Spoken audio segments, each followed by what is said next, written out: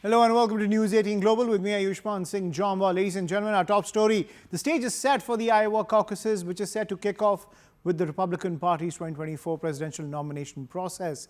In a few hours, voters of Iowa are set to decide which Republican candidate will take on President Joe Biden in November. Now, the Iowa caucuses are viewed as the first glimpse of voter support for presidential candidates. And now, unlike most states that run primary contests to nominate a presidential candidate, caucuses have a different process as they require party members to attend in person and make speeches before the voters. Now, Trump remains the clear favorite. The former U.S. president maintains a massive lead of close to 48%, which is well ahead of his rivals Nikki Haley and Ron DeSantis. However, it will be interesting to note exactly who will come second in place. Now, despite her Civil War statement hiccup, Nikki Haley could emerge as a serious challenger to Trump and give the polls a dramatic turn. We got to have strong borders, so we have to have fair and free elections, or we don't have a country. But these caucuses are your personal chance to score the ultimate victory over all of the liars, cheaters, thugs, perverts, frauds, crooks, freaks, creeps, and other quite nice people. But I will never run against him, ever. She said this for years. Then she calls a news conference, ladies and gentlemen, I've decided to run for president. I said, that's not so surprising because I understand Nikki. She can't help herself. I understand her very well, better than anybody. By the way, she's not up to the job, okay? I can tell you that. I don't want to be mean. If I said that about a man, everyone would say, what a great statement. It is cold outside. And let me tell you how cold it is. So I've been doing this for 11 months. We've been all over this state so many times I can't count. And in 11 months, going back to like October, November, December, I would do all these town halls and I would say, y'all, it's cold out there. And y'all would laugh at me, right? You would laugh at me like that. Now I get it. I get why you were laughing at me because this is truly cold. Now, securing the border, priority number one.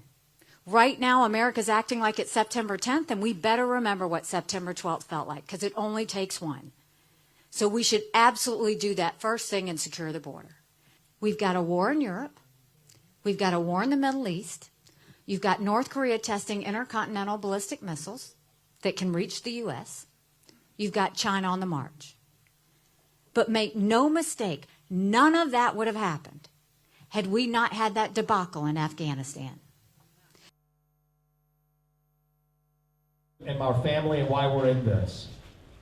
God is real. There are two genders. Fossil fuels are a requirement for human prosperity. Reverse racism is racism. An open border is not a border. Parents determine the education of their children. The nuclear family isn't a bad word. It's the greatest form of governance known to mankind. Capitalism isn't something we should apologize for. It's what lifts us up from poverty, not crony capitalism, but the real thing. Vivek Ramaswamy there making his very fervent pitch to become Donald Trump's vice president, but that's what all the top experts are saying, that he's vying for that job. But I'm joined by Edward P. Joseph from the faculty of Johns Hopkins University, who's joining us on the broadcast. Thank you so much for joining us on CNN News 18, Mr. Joseph. Now, we've seen Trump, we've seen his constant attacks against President Joe Biden. We've seen the witch hunt pitch that has come in from Donald Trump, given the legal trouble that he faces. He's still not giving up the fact that the previous elections were rigged. But now Nikki Haley is nipping at the heels of the Trump campaign.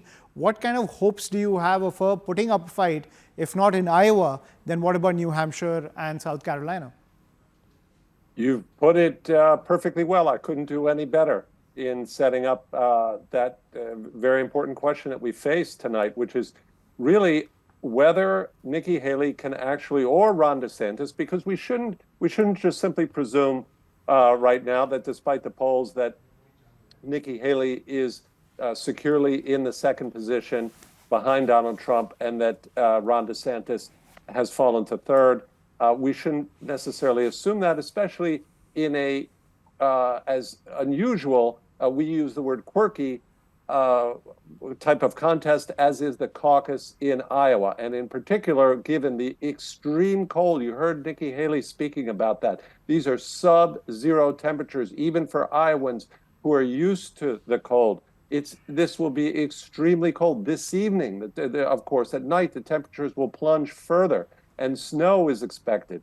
So a lot of it rests on the ability of these campaigns to turn out their voters. Nikki Haley, for example, I've read is offering transportation. They're allowed to do that, to transport supporters to the caucuses. I have participated myself in an Iowa caucus at the last go round in 2020, and it is quite unusual a contest. There's not really secret voting. At least that was the case in the caucus that I participated in the Democratic caucus. You're there with your neighbors. They see who you are supporting and who you are not. Although in the Republican case, they write down their vote on a piece of paper. There's also, interestingly, a second round of voting that typically takes place at a caucus after the first count, because some candidates will not meet the minimum threshold. They call that being viable. And so those supporters then go to a second round, and they are up for grabs, meaning the supporters of other candidates can come to them and try to openly persuade them. So this is quite unusual setup. This is not a typical primary, as your introduction mentioned. And again, the weather is a huge factor here. The results, yes, we have New Hampshire in mind because that is the next contest.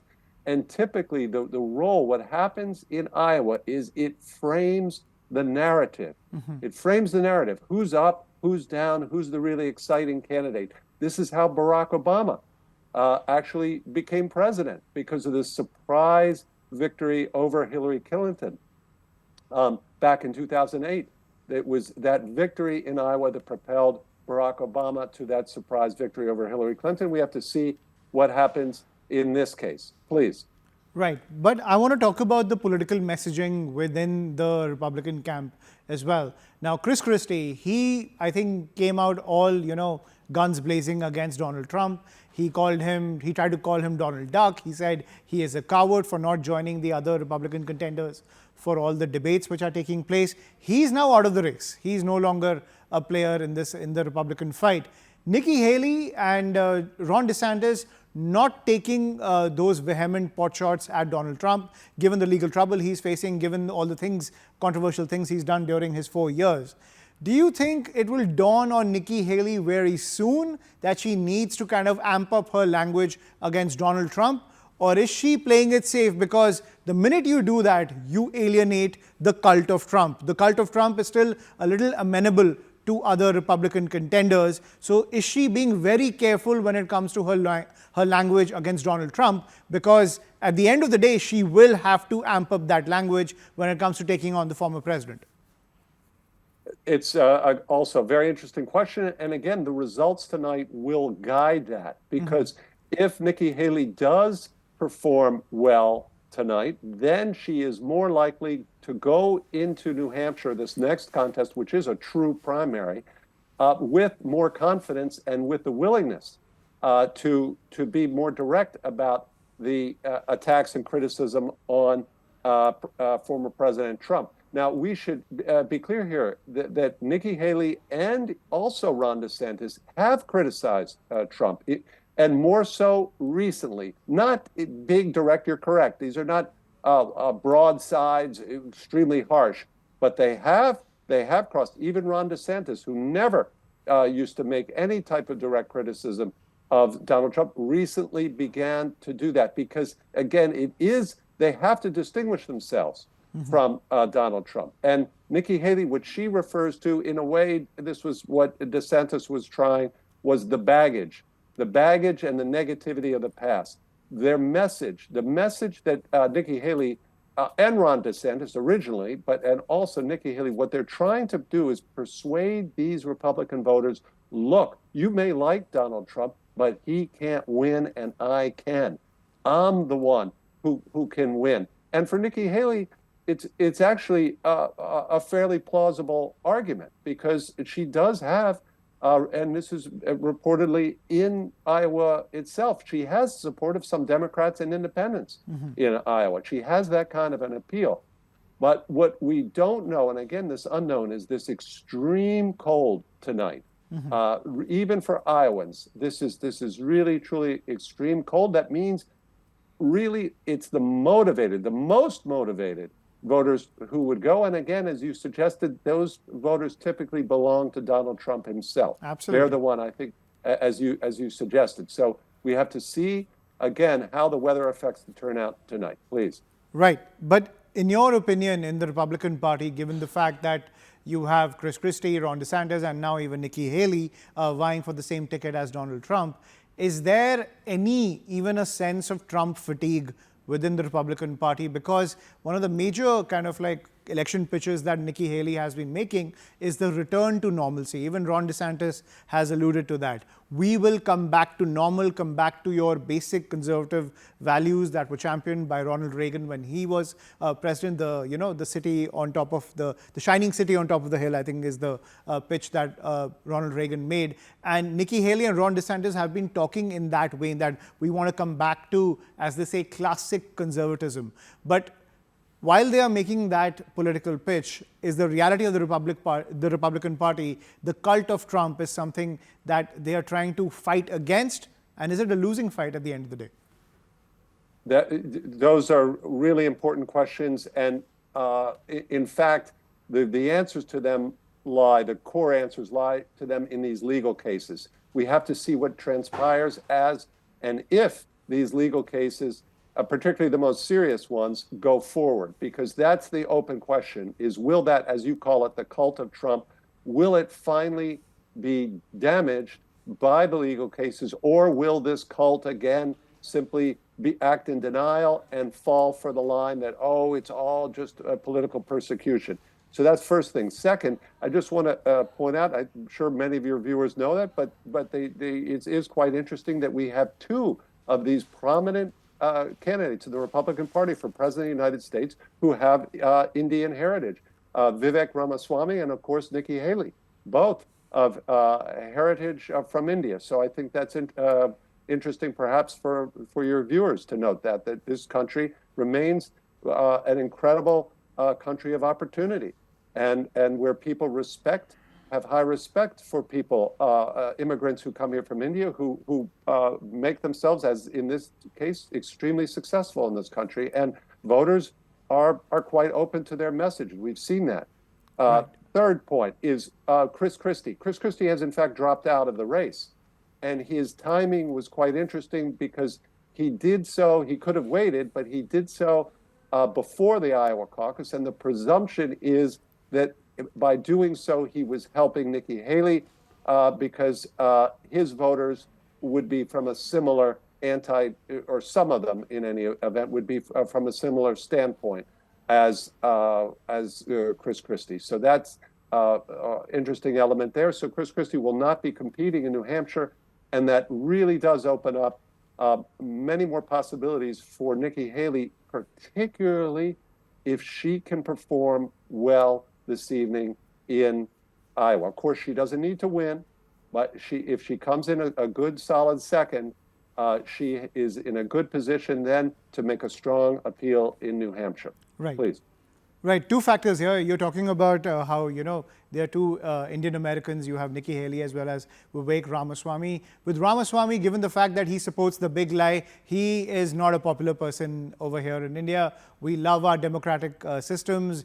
Even the opposition, even when they lose against the ruling party or, whichever political party loses, they respect the mandate of the people. But the way Vivek Ramaswamy has, fallen in for the big lie is something that's not appreciated back home here in India. Secondly, with Nikki Haley, if you can't even answer a simple question, that was the Civil War fought, over slavery, you don't get many fans in a country like India. So I feel, regardless of the fact that, that they're Indian Americans, their politics is something that doesn't rub Indians in the right way at the end of the day, given the fact that they have coalesced their careers around Donald Trump.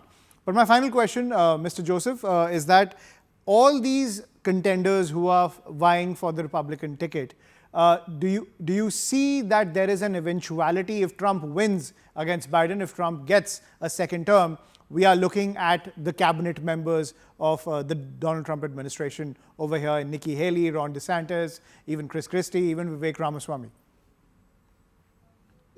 First of all, I totally appreciate your points about perceptions in India of Haley and Ramaswamy. I totally appreciate those points. Very well taken.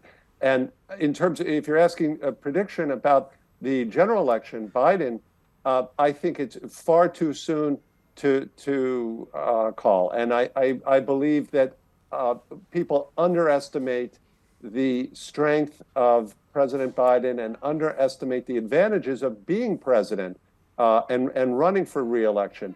Again,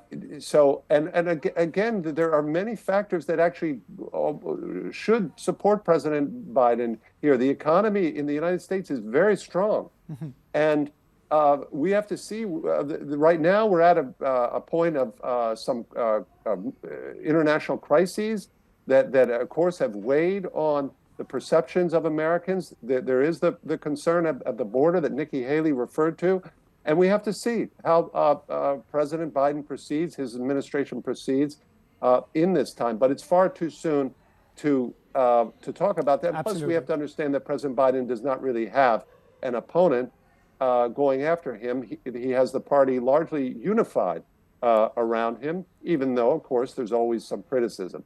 Right. So it's just simply far too soon for us to make a call. And finally, I would just point out again, we have to see the impact of these serious legal cases against Donald Trump that are, in fact, going against, in many cases, this big lie and underscoring that, in fact, it is a lie, that he did lose the election fair and square, and that this narrative of, it was taken from him is completely false. So we have to see how that has an impact, particularly in the close states where independent voters and independent-minded voters can have the big difference. Please. Right. And my final question, I just want to, adhere to mafia terms over here. If Donald Trump wins the presidency, do you see all these contenders who have been fighting against him kissing the Don's ring, if you will? Well, unfortunately, we have that experience. So we've seen that. We saw that after he won in 2016. We saw that phenomenon. But we've had now the experience of the Trump presidency.